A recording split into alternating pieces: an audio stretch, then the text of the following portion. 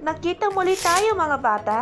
Ngayon, ang pag-aaralan natin ay Region 5, Cagsawa Ruins. Ang Cagsawa Ruins, ito ay matatagpuan sa Barangay Busay, Cagsawa sa Munsibilidad ng Daraga, Albay, Philippines. At ito ay Cagasawa Park, na hawak ng Munsibilidad ng Gobyerno ng Daraga at National Museum of the Philippines. At ito ay may mapatok na destinasyon ng Cagsawa.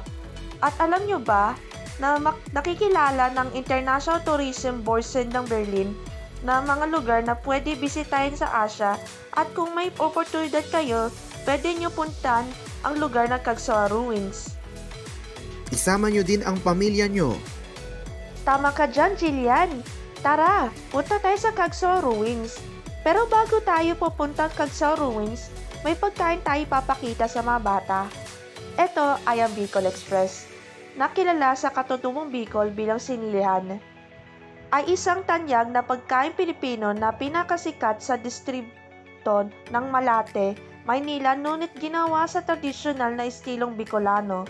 Ito ay nilagang gawa sa mahahabang sili, sili haba sa Tagalog o malilit na sili, siling labuyo sa Tagalog, gata ng niyog o coconut cream, kakanggata sa Tagalog, shrimp paste, bagoong alam sa Tagalog o stockfish, sibuyas, baboy, luya at bawang.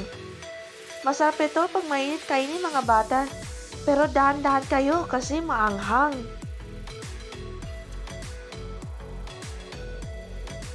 Ay, nakakapaso!